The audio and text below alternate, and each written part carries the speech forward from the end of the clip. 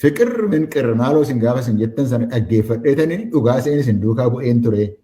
Si duukaa bu'een ture. Si duukaa bu'een ture. Isa dhaggeeffadhe. Har'aaf bor keessaati irra fooyya'a jedheetanii eeggataa ture. Har'a garuu nan dadhabee biyya tun irratti du'ee lafanitti booniyyuu lafanitti dhaqee boon dhabee jedhee miti akkasuma kan inni. Kunis dhugaadha.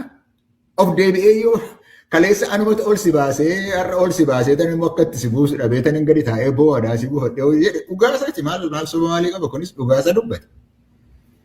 Isa duuba waan inni dubbatu poolitikaa isa duriiti kan inni haasa'u biltsiginnaanis isa irratti rarraateetiti deebisuudhaaf barbaadde. Kanaaf ergaan ani qabu waa'ee kana irratti maaltu argame kan jedhu isa sii ta'u dhugaasa ta'e dhugaa haaluu isaan jooriin dhugaan dhugaadhumadha. Waan keessa jirtu si yoonni dubbate. Yoo amma Oromoo tokkotu waan kana ilaa warra amma sirba isa deebisan jiru mini kanaan dura barcuma xinnoo tokko lafa kaa'ee sirbeera mini gaafa sanatti sirbitan gaafa farda adii sirbitan waan kan keessan kan gaafa fakkaatu. Yoo dhugaadhaaf dhaggeeffattanii akka artistiin isinitti himetti fudhachuudhaaf barbaaddu taatanii wacan barbaachisu dhugaadhuma dhaggeeffadhaa. Hamma tokko kan inni dubbate poolitikaa isaa durii haasa'e. Inni tokko garuu kan mataa isaatiiti kan inni haasa'e. Waan ofii isaati kan inni haasa'e dhugaadha kan inni dubbate. So lamaansaa walitti makuun barbaachisu jechuuf hin jedhe. Lamaansaa walitti makuun barbaachisu. Inni suni waan inni irratti dubbate durii jalqabeeyyuu ejjennoo isaati. Finfinneen biyya kooti jechuun durii jalqabee ejjennoo isaati. Finfinneen immoo kan Oromoo yoo ta'e namni tokko sirbituu tokkotu Finfinneen kan kooti jedhee sababa kanaatiif jettanii mataa ofirraa ciruu miti kan isin barbaachisu tikfachuudha kan isin irra jiru.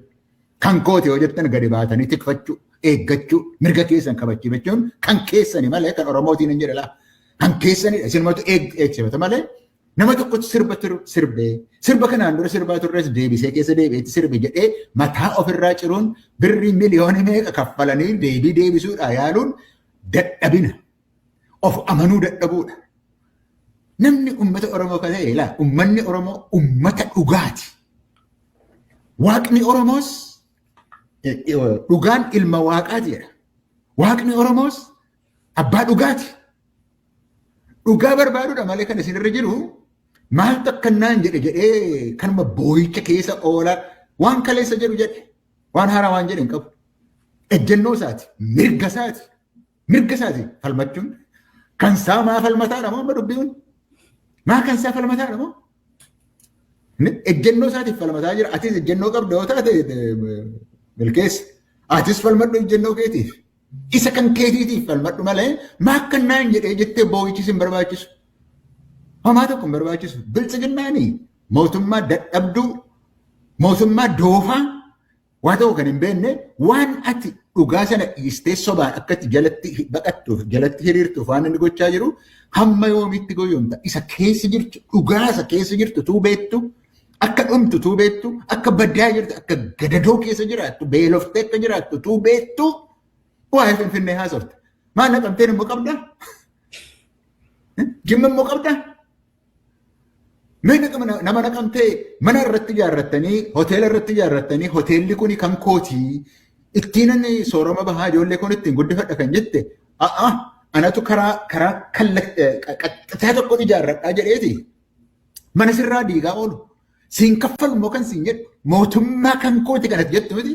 Mootummaa naannoo Oromiyaati miti nuti hin baafnu kan jedhe mootummaa naannoo Oromiyaati miti isa qabsaa'uu dhiiftee raawwatte isa mana sirratti diigu isa ijoollee si jalatti fixu isa ijoollee si xiyyiitiidhaan si jalaatiiti haadha waame kottuu ilaale jedhee si jalatti fixu isa dhiistee raawwatteetiti nama kan biraatu ejjennoo isaatiif natti falme jettu qaaniin hin jiru uummata Oromoo keessa saalfiin hin jiru uummata Oromoo kana keessa yookiis garasaa waan dhufna kanaaf nan dhiisa. Kanaaf ilaa uummanni Oromoo uummata dhugaa hordofudha.